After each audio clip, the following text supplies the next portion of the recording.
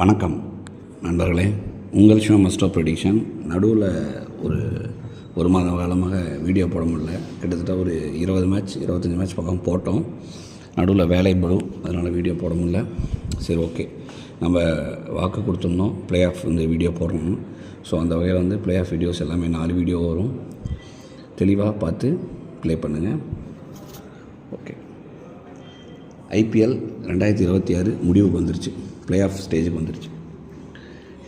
இதில் பார்த்திங்கன்னா நம்ம ஒரு 5 டீம் கொடுத்துருந்தோம். இந்த 5 டீமில் பார்த்திங்கன்னா கிட்டத்தட்ட ஒரு 3 டீம் ப்ளே ஆஃப்க்கு வந்திருக்கு. அதில் பார்த்திங்கன்னா ஆர்சிபி வந்திருக்கு, ஆர்ஆர் வந்திருக்கு. இதில் ஒரே ஒரு சான்ஸ் என்னன்னு கேட்டிங்கன்னா, பஞ்சாப்பு அந்த டீம் வரல, அல்லது எஸ்ஆர்ஹெச் சொல்லியிருந்தோம், அந்த டீம் வந்துருச்சு. அது எஸ்ஆர்ஹெச் ஒரு கட்டத்தில் மேலே வரும் அப்படின்னு சொல்லியிருந்தோம். நிறையா இதில் முடித்து மேலே வருவாங்க. அந்த சான்ஸ் பஞ்சாப் கூட தெரியும் அப்படின்னும். ஸோ அந்த மேட்ச்லேருந்து ஆட்டம் மாறிடுச்சு. ஸோ கரெக்டாக நம்ம கிட்டத்தட்ட ப்ரிடிக்ட் பண்ண ஒரு 3 டீம் உள்ளே வந்துருச்சு. ஸோ அந்த வகையில் பார்த்திங்கன்னா குவாலிஃபையர் 1 யார் யாருக்குன்னு பார்த்திங்கன்னா ஆர்சிபி வெர்சஸ் ஜிடி. அடுத்தது எலிமினேட்டர் யார் யாருக்குன்னு பார்த்திங்கன்னா Sunrisers Hyderabad versus Rajasthan Royals. So video தனித்தனியாக வரும், பார்த்து தெரிஞ்சுக்குங்க. நான் லாஸ்ட்டாக விளையாடுற பிளேயர்ஸ் மட்டும் தான் எடுத்திருக்கேன். ஏதாவது பிளேயர்ஸ் புதுசாக உள்ளே வராங்க அப்படின்னா ஆன் டைமில் டெலிகிராமில் அப்டேட் பண்ணுறேன். வீடியோ கவனமாக கேளுங்க, அப்போ தான் உங்களுக்கு டீம் மேக் பண்ணவும் புரியும். அதே மாதிரி ஒரு மேட்சோட ஃப்ளோவும் ஈஸியாக தெரிஞ்சுக்க முடியும். ஓகேங்களா? மேட்ச் ஆனது 26ஆம் தேதி தர்மசாலாவில் குவாலிஃபையர் 1 நடக்குது. இந்த மேட்ச் பார்த்திங்கன்னா முழுமையாக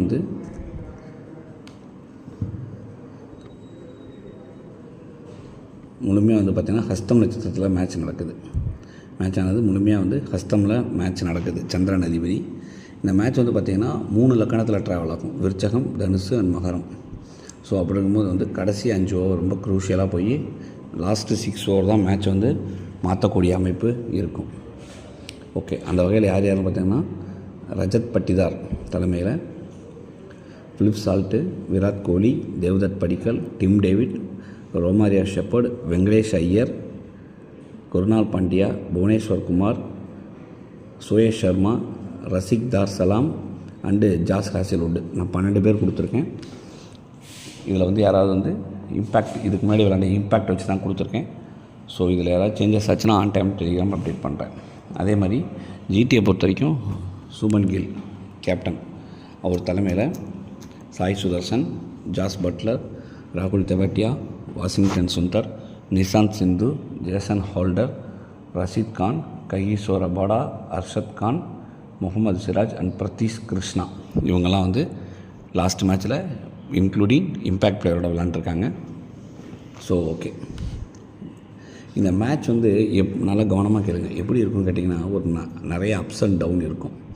ஏன்னா சந்திரன் அதிபதி வரும்போது ஒன் சைடாக போகிறதுக்கு வாய்ப்பு இல்லை, நிறைய அப்ஸ் அண்ட் டவுன் இருக்கும். அது இல்லாத குவாலிஃபையர் முக்கியமான மேட்ச்சு வின் பண்ணால் direct final to Ahmedabad. So அப்படி இருக்கும்போது இந்த மேட்ச் ரொம்ப ஒரு த்ரில்லிங்காக தான் இருக்கும். இது த்ரில்லிங்காக போய் முடியுமா என்ன அப்படிங்கிறத நம்ம பார்ப்போம். ஓகே, ஆர்சிபியை பொறுத்த வரைக்கும் ஃபில் சால்ட் 2 இன்னிங்ஸ் நல்லா விளையாடுவார். எஸ்பெஷலி செகண்ட் இன்னிங்ஸ் பிரமாதமாக இருக்கும்.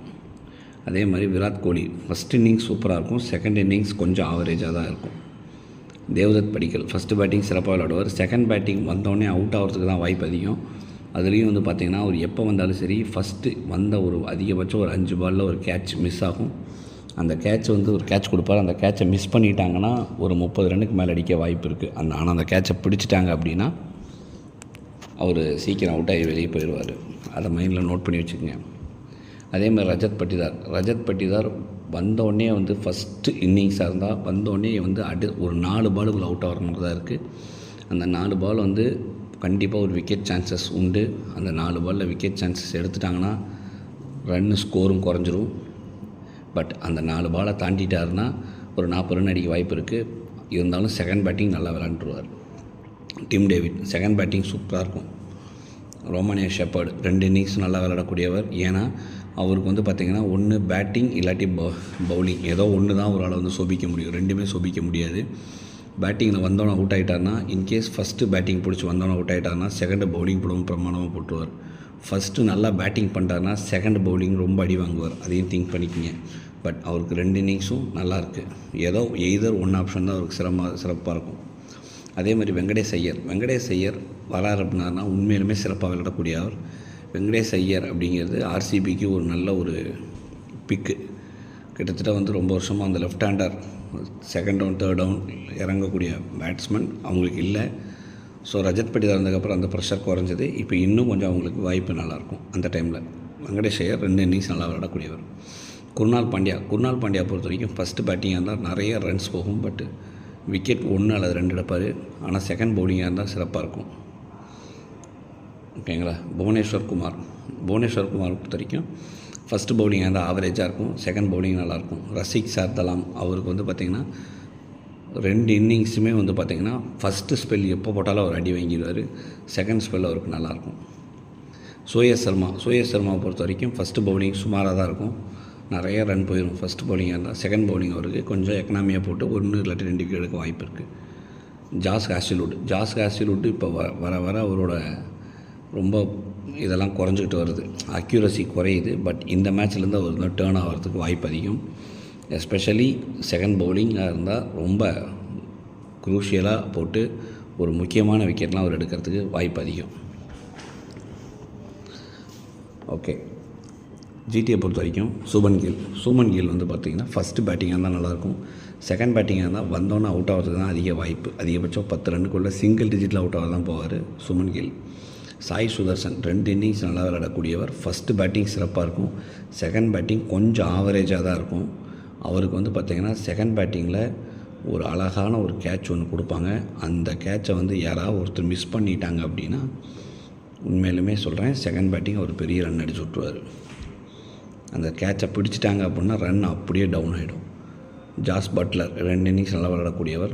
ராகுல் திவாட்டியா இவர் மேக்ஸிமம் 5வது டவுன் 6வது டவுன் தான் இறங்குறாரு. இருந்த போதிலும் ஃபஸ்ட்டு பேட்டிங்காக இருந்தால் சுமாராக தான் இருக்கும். செகண்ட் பேட்டிங் அந்த கடைசி ஒரு 5 ஓவர் வராருன்னா நல்ல ஒரு ரன் அடிக்க வாய்ப்பு இருக்குது. வாஷிங்டன் சுந்தர் இவருக்கும் அதிக வாய்ப்பு கிடைக்கிறதில்ல. பட் இருந்தாலும் பவுலிங் போடுறாரு. ஒரு 3 ஓவராவது போட்டுறாரு. அதனால் வாஷிங்டன் சுந்தர் 2 இன்னிங்ஸ் நல்லாயிருக்கு. 1 இல்லாட்டி 2 விக்கெட் எடுக்க வாய்ப்பு அதிகம். நிஷாந்த் சிந்து அவர் எதுக்கு டீமில் வச்சுருக்காங்கன்னே தெரில. அவர் ஹாரஸ்கோப்பும் போராதான் இருக்குது. பேட்டிங்கும் பெருசாக கொடுக்கறதில்ல. 11 பேர்த்து கவுண்டாக வச்சுருக்காங்களான்னு தெரியல. ஸோ அவரை நீங்கள் விட்டுட்டு கூட போய்க்கலாம். ஜேசன் ஹோல்டரை பொறுத்த வரைக்கும் ஃபஸ்ட்டு பவுலிங்காக இருந்தால் சிறப்பாக இருக்கும். இல்லை ஃபஸ்ட்டு பேட்டிங்காக இருந்தால் சிறப்பாக இருக்கும். ஏன்னா அவர் ஆல்ரவுண்டர் கேட்டகரிங்கனால அதனால் அவர் ஃபஸ்ட்டு பவுலிங் பேட்டிங்காக தான் இருக்கும். ரஷீத் கானை பொறுத்த வரைக்கும் இன்கேஸ் நாளைக்கு செகண்ட் பவுலிங்காக இருந்தது அப்படின்னா அவர் தான் மேட்சோட டேர்னிங் பாயிண்ட்டாகவே இருப்பார். குஜராத்தை பொறுத்த வரைக்கும் குஜராத் செகண்ட் பேட்டிங்காக இருந்தால் அவர் தான் மேட்சோட டேர்னிங் பாயிண்ட்டாக இருப்பார். ஃபஸ்ட்டு பவுலிங்காக இருந்தால் ஓகே. கையீஸ்வர போடா ஃபஸ்ட்டு பவுலிங்காக இருந்தால் எடுத்துக்கலாம். செகண்ட் பவுலிங்காக இருந்தால் செம ரன்னு கொடுத்துருவார். அதுக்கு வாய்ப்பு அதிகம். அர்ஷத் கானை பொறுத்த வரைக்கும் 2 இன்னிங்ஸ் ஆவரேஜ். நாளைக்கு நிறைய எக்ஸ்ட்ரா போடுவார். இவரால் தான் ஒரு முக்கியமான ஒரு ரன்னு கேட்சு எல்லாமே இவரால் தான் மிஸ் ஆகிற மாதிரி இருக்கும். பார்ப்போம்.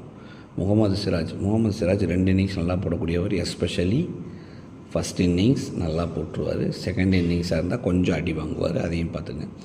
பிரசித் கிருஷ்ணா பொறுத்த வரைக்கும் ஜிடி ஃபஸ்ட்டு பவுலிங்காக இருந்தால் அவர் எடுத்துகிட்டு வர மாட்டாங்க. செகண்ட் பவுலிங்காக இருந்தால் தான் அவர் இம்பேக்ட் கொடுப்பாங்க. இன்கேஸ் அவர் செகண்ட் பவுலிங்காக இருந்தால் அவரை நீங்கள் தாராளமாக எடுத்துக்கலாம். ஸோ இதுதான் மேட்ச்சுக்கான player prediction. So captain option பார்த்தீங்க அப்படின்னா ஆர்சிபியை பொறுத்த வரைக்கும் ஃபில் சால்ட் வராருன்னா செகண்ட் பேட்டிங் அவர் 2 இன்னிங்ஸ் நல்லா விளையாடக்கூடியவர். செகண்ட் பேட்டிங்காக அந்த ஒரு கேப்டன் ஆப்ஷன் கொடுக்கலாம்.